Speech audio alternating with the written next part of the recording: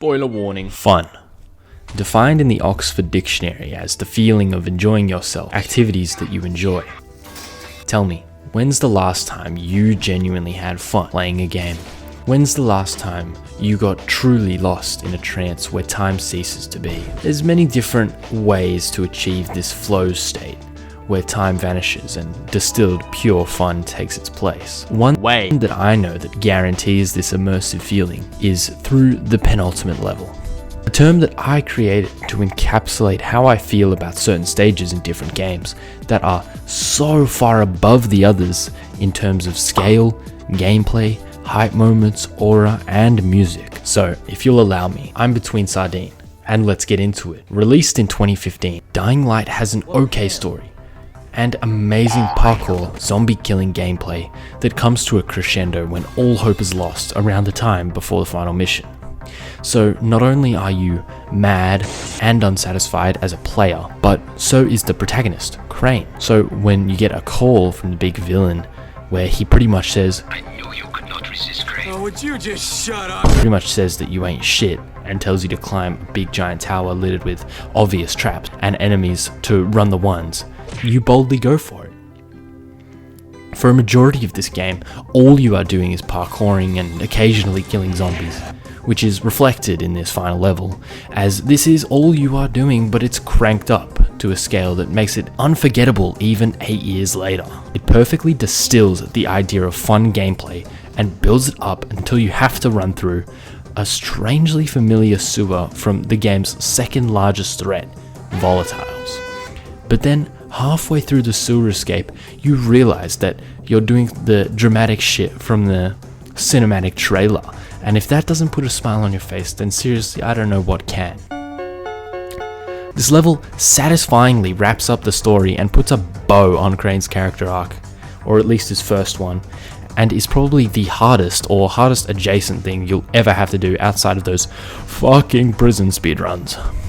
Now that we've established a baseline for this penultimate level, let's see what it looks like when it's taken to the max. Spark the Electric Jester is a fun, bubbly 2D and 3D platformer that is just Sonic but good, and in this trilogy of spectacular sights and fantastical lights, you'll quickly notice a pattern in all the games, where you begin in a lowly grassy area only to ascend further and further until you reach the final stage.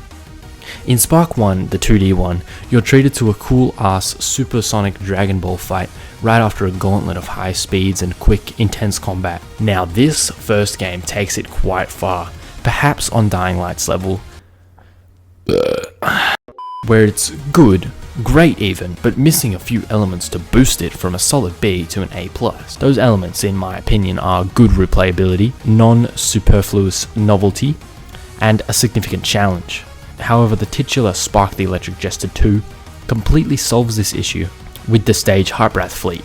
Not only is speedrunning and replaying a lot of fun as a result of the gold and platinum medals, where you can get little badges for levels based on your performance, and don't get me wrong, these badges are frickin' hard. There's also this cool ass novelty of being in literal space and running on sequentiating platforms like the ones from Sonic Colors, but you can actually control them. The other two Spark games do something quite similar to this, and really manages to create a cool, fun, replayable penultimate level. So, now that we've seen what a great penultimate level looks like, we're going to look at a shit one. Have y'all ever played Sifu? Let me know in the comments. It's this fast-paced kung fu simulator that I made a terrible video on. You basically just run around 5 surprisingly colourful areas in order to beat the fuck out of the general populace and goons alike.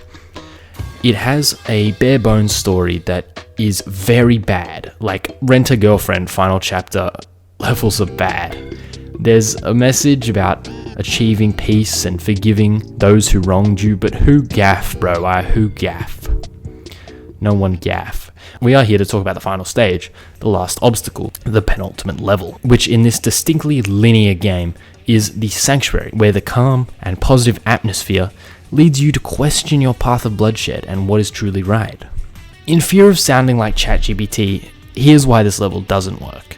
To start off, the story is ass. The big bad is uninteresting and unfleshed out, and I don't give a fuck about revenge because he's just a dude that killed our shared father over some bullcrud that we aren't even told about. But how about the gameplay? Surely that's good for me to have 80 hours replaying the one stage alone. Yeah, so the gameplay is fucking ass. Sifu is a game that I've always been conflicted about, as I've been trying to use it as a replacement for my DMC5 addiction. But it just pales in comparison to DMC5's move list and nuance. And while you can squeeze some depth out of the combat system and have a cool moment once in here and there, you'll quickly hit the skill ceiling, which is really bad for replayability. Further, Sifu's greatest limiting factor is the enemy variety. There's like one or two, skip a few fucking enemies, and then the game just ends.